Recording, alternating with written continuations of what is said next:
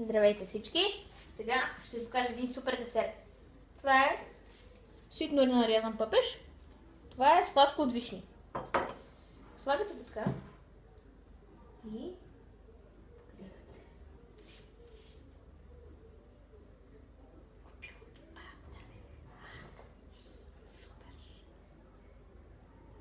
най-вече трябва да попадне върху сладкото сиропа.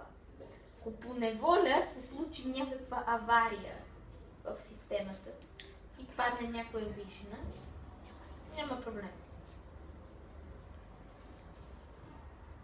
Разбира се, по-добре е сладкото да е домашно, нали? И, дами и господа, това е той. Да го видим.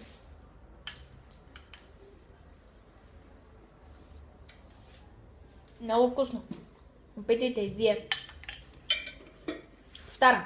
Ситно нарязан пъпеш.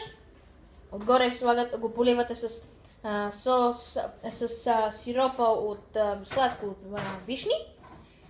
И просто разбърквате обилно и сте готови с един супер десерт, а може би ако е в по-големи количества, дори може да е и просто така.